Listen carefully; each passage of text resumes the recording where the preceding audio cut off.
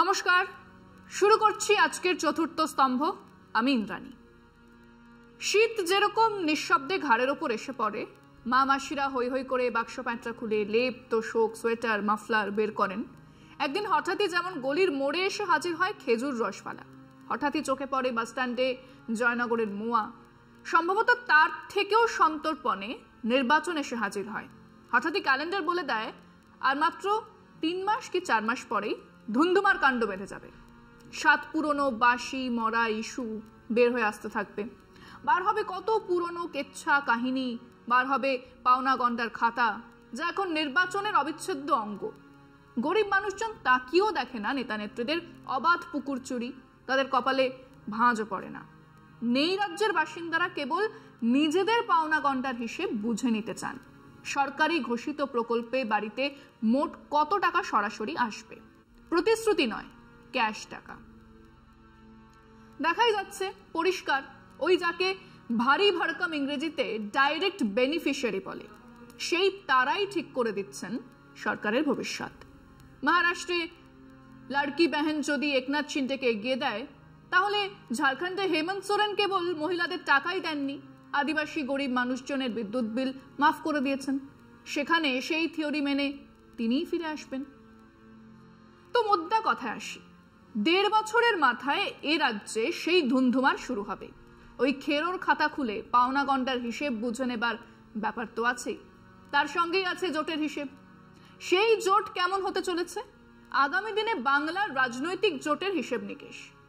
মনে আছে সববার সেই 2011-তে তৃণমূলের সঙ্গে জোটে ছিল কংগ্রেস, এসইউসিআই, আরো ছোট ছোট কিছু দল।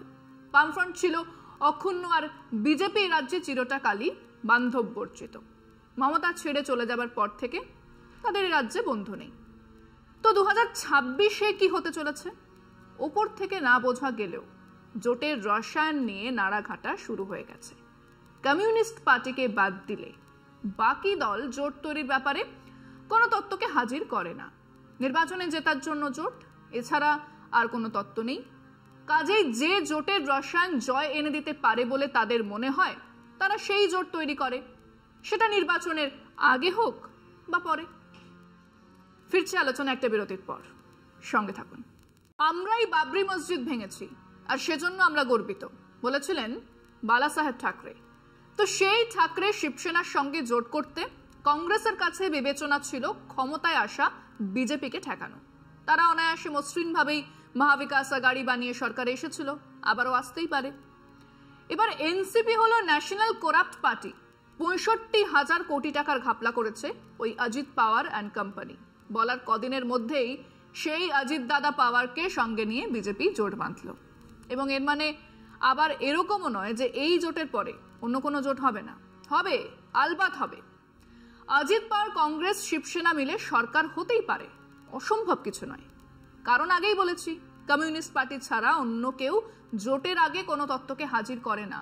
আচ্ছা, এসব বলার মানে এটাও নয় যে জোটের ব্যাপারে কমিউনিস্ট পার্টি খুব ধোয়া তুলসী পাতা। তারাও হাজারো এমন জোট করেন যা তাদের লিখিত বা ঘোষিত আদর্শের কাঁথায় আগুন জ্বেলেই করা সম্ভব, কিন্তু তা তারা করেন এক বিশাল তত্ত্বকে সামনে এনে।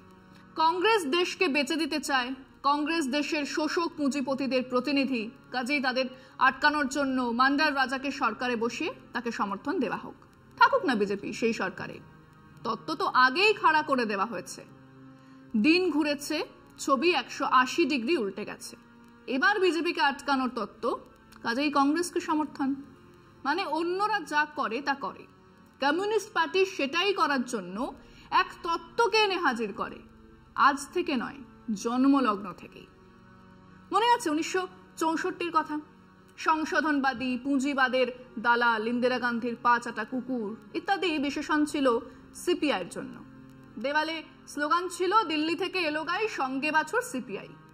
কিন্তু তার ঠিক পরে পরে দুটো যুক্তফ্রন্ট সরকারে ওই সিপিআইকে নিয়ে সরকার তৈরিও হয়েছিল।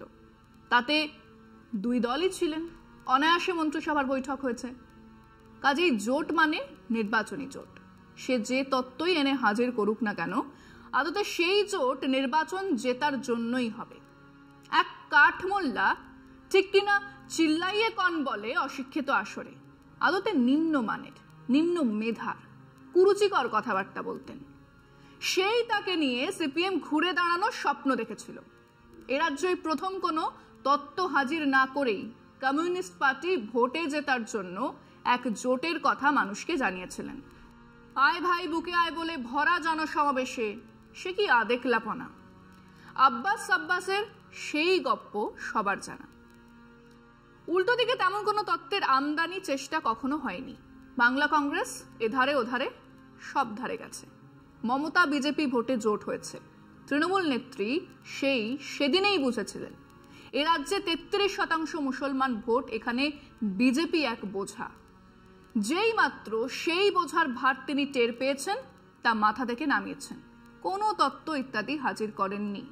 ওরা সাম্প্রদায়িক, পড়ুন এবং বুঝুন ওরা মুসলমান বিরোধী, ওদের সঙ্গে আমি নেই, সিম্পল। ফিরছে আর একটা বিরতির পর, সঙ্গে থাকুন। কাজেই ভোট যখন মাত্র 1.5 বছরের মাথায় এসে হাজির হবে তখন জোটের কাজও শুরু হয়ে যাবে। গেছেও। বামফ্রন্টে নিয়ে আসা হলো সিপিআইএমএল লিবারেশনকে, মানে সেই জন্মলগ্নের সময় নির্বাচন বিরোধী দল যারা নির্বাচন বয়কটের ডাক দিয়েছিল তারা নির্বাচনের রাস্তাতে আজ ফেরেনি। 1990 এই লিবারেশন নির্বাচনে ফিরেছে, প্রকাশ্য রাজনীতিতে এসেছে, সংসদীয় রাজনীতিকে মেনেই মাঠে নেমেছে। কিন্তু বামফ্রন্টের সঙ্গে তাদের জোট হয়নি। মাত্র গত নির্বাচনেও এই লিবারেশনকে সিপিআইএম মমতার দালাল বলেছে। লিবারেশনের সেক্রেটারি দীপঙ্কর ভট্টাচার্যকে ডেপো বলেছে। সেই নকশালপন্থী লিবারেশনকে তারা বামফ্রন্টের জোটে আনলেন। আচ্ছা, লিবারেশন কি চারু মজুমদারকে হঠকারী অতিবাম বলে চিহ্নিত করেন? নকশালবাড়ির আন্দোলন আসলে এক অতিবাম শিশুসুলভ বিশৃঙ্খলা বলে মনে করেন? করেন না। কিন্তু এটাই নকশালপন্থীদের সম্পর্কে সিপিএম এর ধারণা বা অ্যাসেসমেন্ট। কিন্তু এসব তত্ত্ব গেছে গড়ের মাঠে ঘাস কাটতে। বামফ্রন্টের নয়া শরিক নতুন ইতিহাস, সিপিআইএমএল লিবারেশন। আইএসএফ এর সঙ্গে জোট হবে। এবারে হারোয়া আসনটা ছেড়ে দিয়েছে বলেই আগামী দিনেও বামফ্রন্ট আইএসএফ আসন সমঝোতা হবে এমনটা ভাবার কোনো কারণ নেই। কারণ আইএসএফ নেতা নওশাদ সিদ্দিকী লোকসভার আগে যা যা করেছেন তাতে ওনার ছকটা খুব না হলেও অনেকটা পরিষ্কার। কাজেই সেই সমঝোতা হবে কি না তা দেখার জন্য শেষ মুহূর্ত পর্যন্ত অপেক্ষা করতে হবে। তৃণমূল আর জাতীয় কংগ্রেস জোট হবে। আজকের পরিস্থিতি সাফ বলে দিচ্ছে সেটার সম্ভাবনা সব থেকে বেশি। মধ্যে যে প্রবল বাধা ছিল সেই অধীর চৌধুরীকে সরানোর পরে শুভঙ্কর চক্রবর্তীকে আনাই হয়েছে সেজন্য। আর কংগ্রেসের রাজ্য নেতাদের আপাতত মাথারা জানেন যে তৃণমূলের সঙ্গে জোট হলে গত 20টা আসনে লড়লেও গোটা 14টা আসন তারা পেতেই পারেন। কাজে সেই কালনেমির লঙ্কা ভাগে সবাই মনোযোগ দিয়েছেন। এ রাজ্যে সুর নিচু আর মাথা নত করার শর্ত মেনেই কংগ্রেস তৃণমূল জোট হতেই পারে। আবার সেই জোট তৃণমূলকেও একেবারে কিছু দেবে না তেমনও নয়। কংগ্রেসের সমর্থন মানে মুসলমান ভোটে আরেকটু বৃদ্ধি।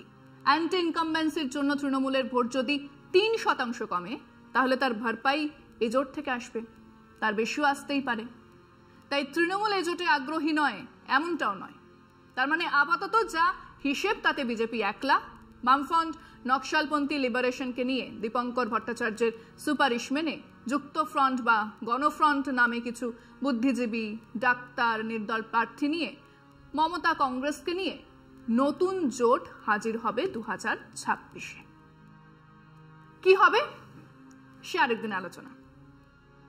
আজকে এখানেই শেষ করছি। শুভরাত্রি।